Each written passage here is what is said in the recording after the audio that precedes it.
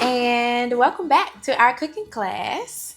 I feel silly. No reason to. Okay, so today in our cooking class, we are going to make use of some of the ingredients that we have had from the past 2 weeks. If you remember, the first week we had our build your own pasta bar, and we have some bell peppers left over from that. In our second week, we did a taco bar where we had a red cabbage slaw, and so we have some cabbage left over from that. We also have limes left over from last week, and then we have mushrooms and basil from our first week. Actually, we have a few herbs from our first week, and so we're going to make use of those today. In some new recipes, we're introducing some steak is what we're making today. So on the menu today, we're making pepper steak. We're making creamy garlic mash, sauteed cabbage, and we're going to make a basil limeade. So I'm really excited about the things that we're making today. And as you can kind of see, I have my items kind of, my mise en place. We talked about that last week. I have my mise en place kind of set up. Most of my things are still whole, and so we're going to work on getting them chopped up. But the first thing that we'll start with in building our meal today is we're going to work on our creamy garlic mash. We're going to get that boiling.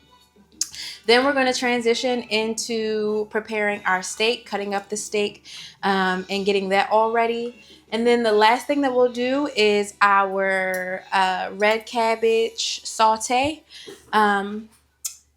And make our basil limeade. And so you all will kind of be working in tandem with me in your small groups, working on your different parts and pieces. And so we'll have different groups on different parts of the meal. And then as we've been doing before, it'll come together in the end. So I want you guys to follow along. I will be making the meal as if I am by myself, because I am. I unfortunately don't have a group like you do. But I want you all to work in your groups to prepare the meals, follow along with your recipes, follow along with me, and let's get started. Okay, and then we're going to pause. Okay, so starting with the creamy garlic mash. First things first, I have my equipment. So I have a soup pot here. You may be using a skillet. You also could make this in a crock pot if you kind of wanted to do it low and slow. I have a bowl here that I'm going to be using to wash my potatoes. And then I also have these little guys here. I got these from Aldi. They're called Little Yellows. You may have a bigger potato, but that's okay. We're just going to work with what we have. And so as you can kind of see, the size of these is quite small. I'm not even sure which guy to give it to. The size of these is quite small. So typically we would not cut a potato that is this small. However, I want you guys to continue to practice your knife skills. And so we are going to cut our potatoes, but before we do, we're going to wash them. So I'm just putting mine in my bowl of water. They look pretty clean already. Sometimes you get potatoes and they'll have like kind of dirt spots on them. A good sort of practice is to put vinegar or salt into your wash water, or even baking soda. And so I think we're going to use some baking soda today. So I just grabbed some baking soda. I'm just going to put a little in and just kind of work that around using my thumb to kind of wipe the outsides. We are leaving the skins on our potatoes today because potato skin is good for you. It is a good source of fiber. It's a good source of vitamin B6, which helps you with energy. And it's also a good source of folate, which helps you with growing your hair and your nails, and keeping your skin nice and healthy. So I'm just giving mine a quick wash because, like I said, these look pretty clean. You could do this and let them sit. But the next thing I'm going to do, I'm going to drain this water actually.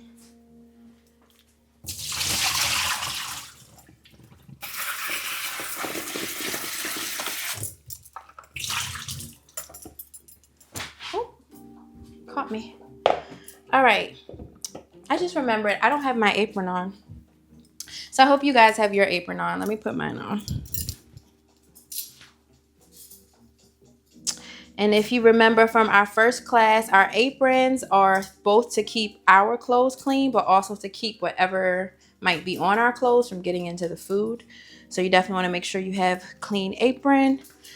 We don't wear it to the bathroom. We don't wear it pretty much any outside of any space that we're using to cook. So again, on our knives, we want to make sure that we are being safe with our knives, holding them properly when we're in transport, and holding them properly when we're using it. So in terms of my potatoes, I'm going to cut these into quarters, which means I'm going to cut them into 4. And as you can see, I'm just using my hand to make a flat cut first because that is how we cut the safest, and get it down to 4 pieces. Very simple. And put those in the pot. So I'm just going to cut my potatoes. To the potato group, this is something, please take your time. Make sure that you guys are making good cuts, but also that you're doing it safely, being mindful of your hands.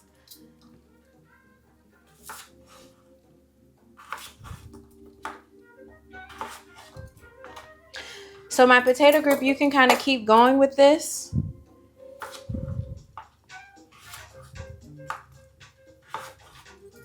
And check in with the next step. So Alex, I think we can pause. Or we could just speed up this part. We'll just keep rolling since okay. Cool. It doesn't mean you speed up. Careful, careful.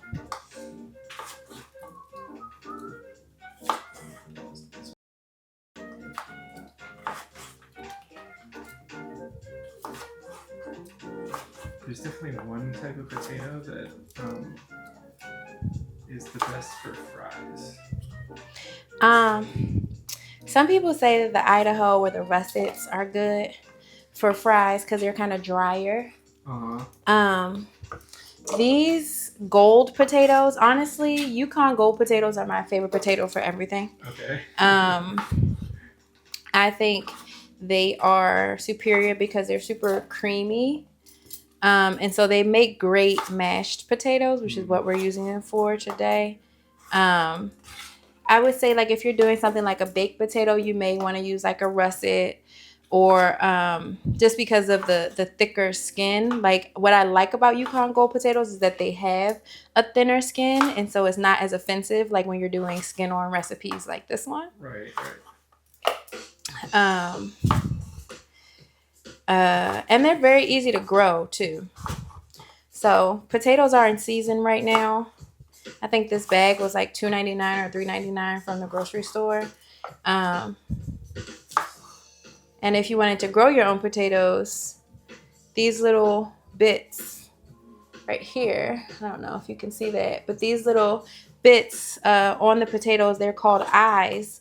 And each of those little parts will grow a new potato. So you can grow potatoes straight from the grocery store. Very easy to do at home.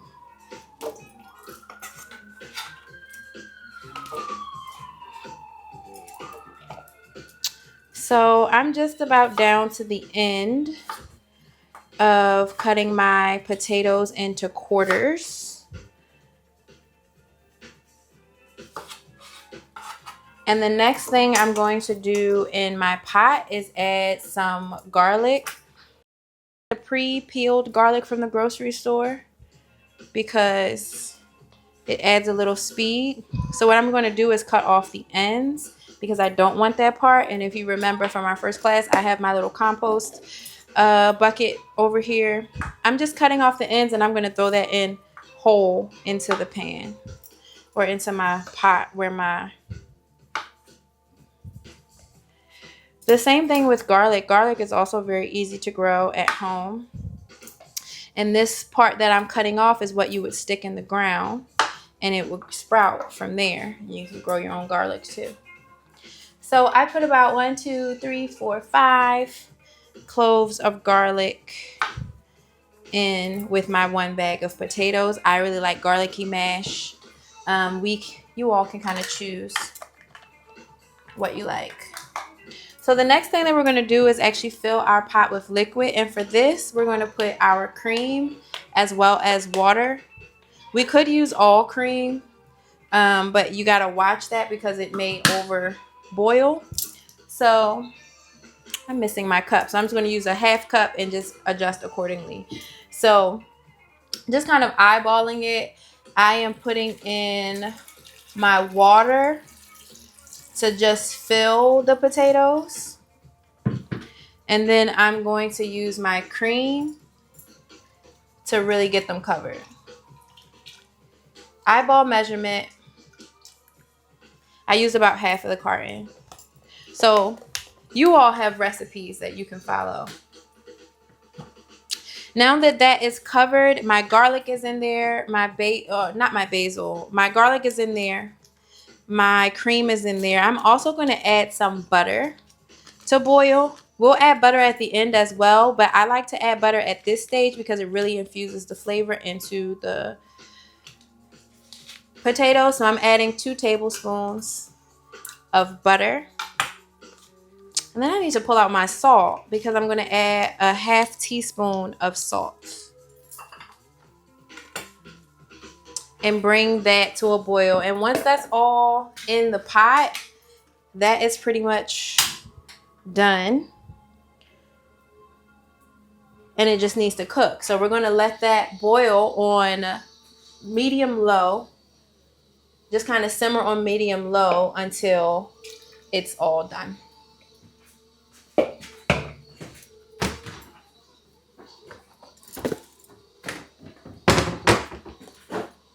Pulled out my salt. I think you all also have rosemary. Rosemary would be another really nice thing to add into this garlic mash. So I have my 1/2 teaspoon of salt.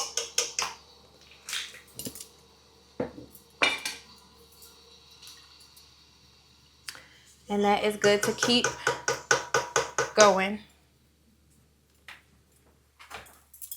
Actually, I'm going to move this over here.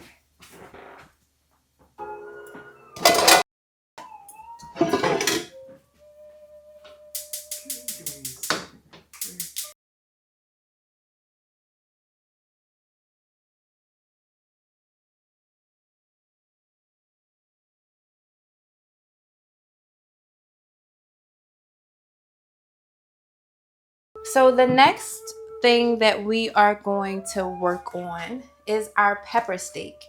And the ingredients that we need for this, we are going to have our steak, our green pepper julienne, our yellow pepper julienne, our onion, red or yellow, whichever you have. We're going to mince our garlic and mushrooms and butter. And so before I do more here, I'm actually going to prepare my ingredients. So I'm going to build my mise en place for this, which means that I'm going to pull out my peppers.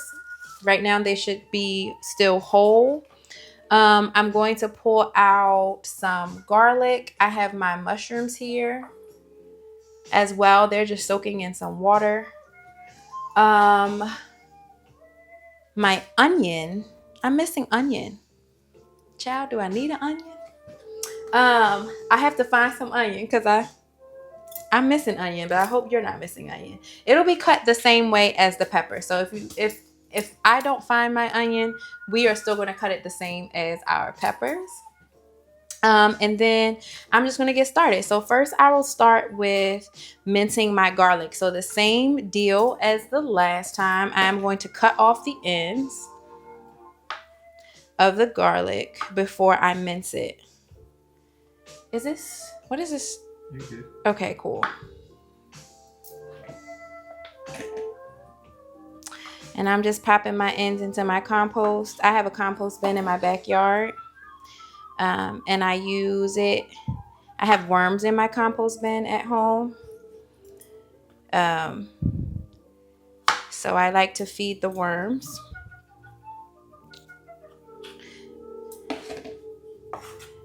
And so I have my garlic.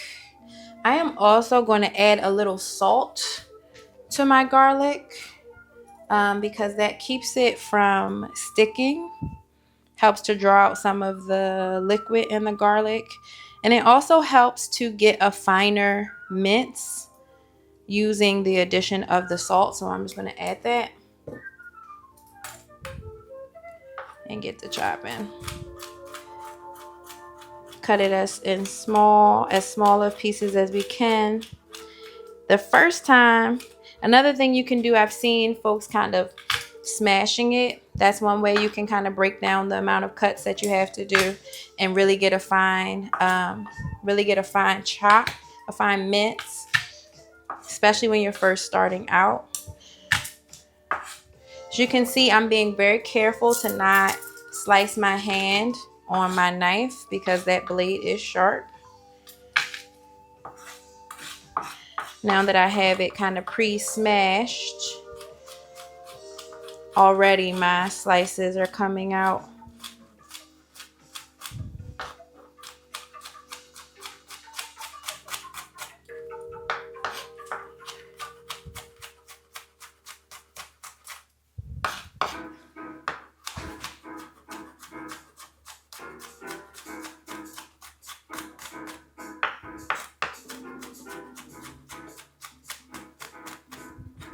You can kind of see how juicy my garlic is getting.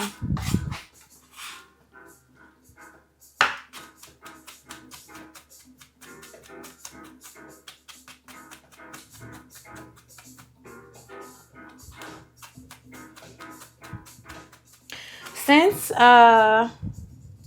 we're using garlic also in the cabbage recipe, if you wanted to just cut all the garlic that you needed for both of your recipes, that would be an excellent thing to do.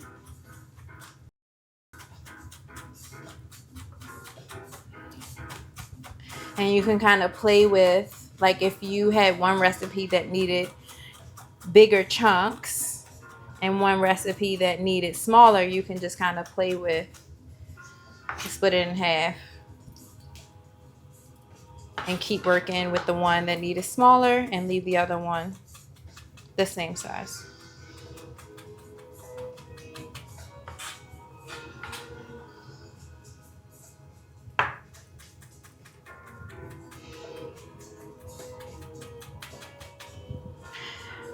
Deciding the size of your mince is also up to you. I mean, there's a official standard way to do it, but this is your food. So if you like larger pieces of garlic, you're welcome to keep it larger. The thing is, the smaller the size of the garlic, the more the flavor gets throughout the entire dish. So that's really the value of mincing garlic versus we kept it whole in the garlic mash, because we're just going to mash that all up at the end anyway, and the garlic will get mashed at that point.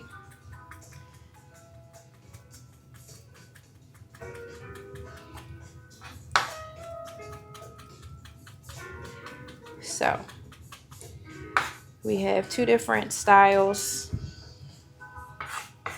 of a mince. More of a finer mince, which could get even finer. This is more of a small dice as far as garlic goes, but it's okay if it's that size. Just gonna wash my hands from all this garlic handling.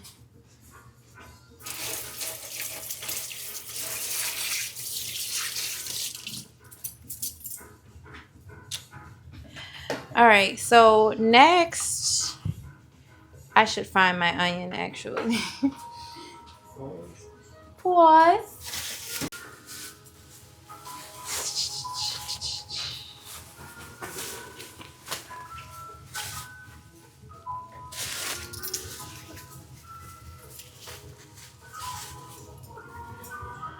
Okay, so I'm going to move my garlic just to another spot on my cutting board so I can make room for other things that I need to cut.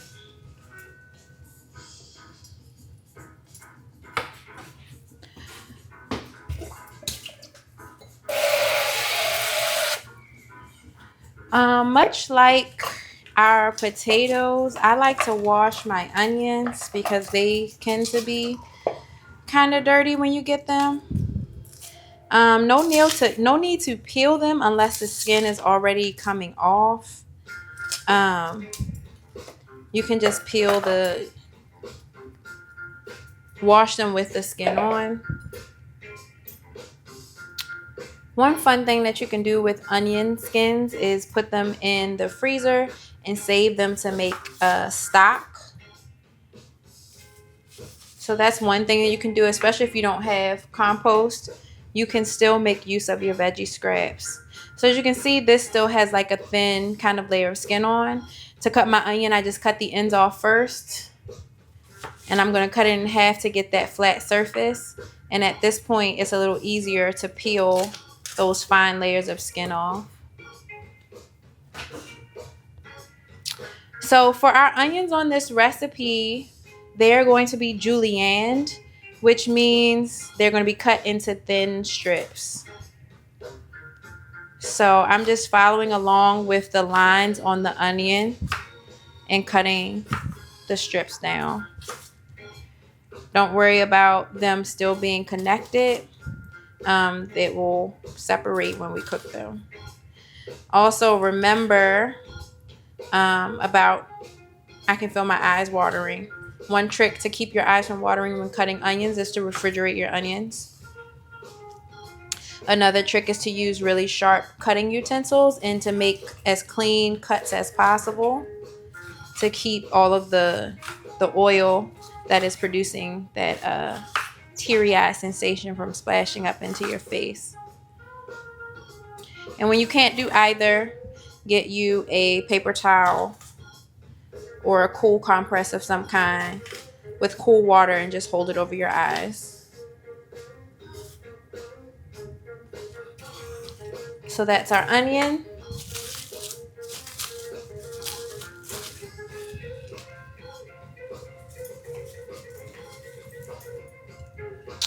All right, so on my pepper, I see that it has a little bit of a spot from just kind of waiting to be cooked. So I'm just going to cut that off. And now it's back to looking good. To cut my onion, I'm going to break it down into my pepper, not my onion. I like to cut around the seeds versus cutting the seeds out. You tend to save more of the pepper that way. And then I'm going to remove this membrane.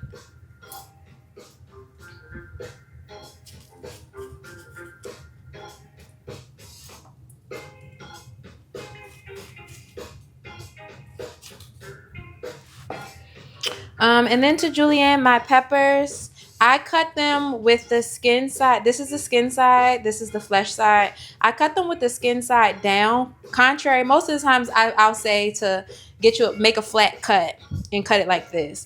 However, with peppers, this skin, even though it's really thin, it's very tough. And so it ends up being easier and safer to just cut it this way. And we're just going to make little slices. We can use the tip of our knife to drag it through. And always you want to use your knife at an angle. Cutting like this, especially if you have a duller knife, can be kind of dangerous. It doesn't work as well.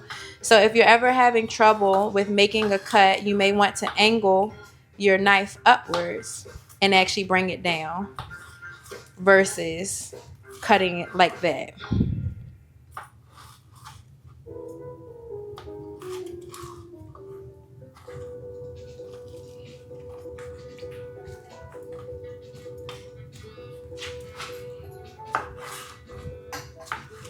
A lot of the times with cooking, the majority of the time is actually preparing your ingredients. The cook time is drastically less. So pay attention to that prep time and actually give yourself the opportunity to do your prep. So that's what we're doing now. We're prepping. So this pepper looks pretty good. I'm going to cut this piece out here. Um, you can also grow your own peppers with the seeds that you get from peppers. So there's a lot of things that you can grow just from the grocery store. So I'm cutting around. I think that's all I want from this pepper. So I'm going to put that into my compost. Shake the seeds out. I can feel a soft spot on this pepper, so I'm just going to cut that out because we don't want to eat a soft spot. It's okay if the seeds get into the meal. They will not grow peppers in your belly, just if you put them in soil. So I'm going to cut these green peppers. Be mindful of your fingers. Make sure that the knife is not close to your fingertips or to your fingernails. We don't want to eat fingernails.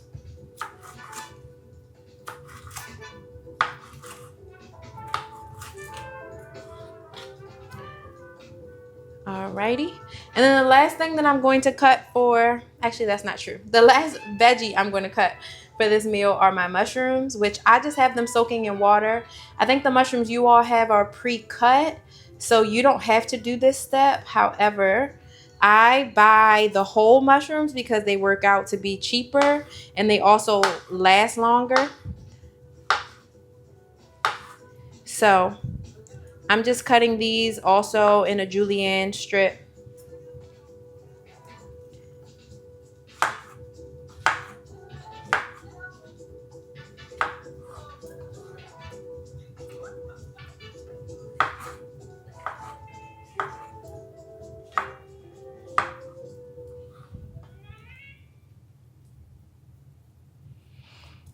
I'm not sure if you can see, but these mushrooms definitely come with a little soil on them. So it's always good to wash your mushrooms. Like you can see, this has some growing medium still on it. I'm going to cut that off.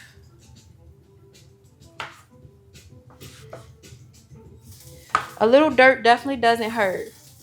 Um, but not when you're cooking for other people.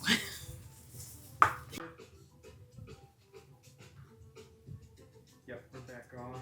Okay, perfect.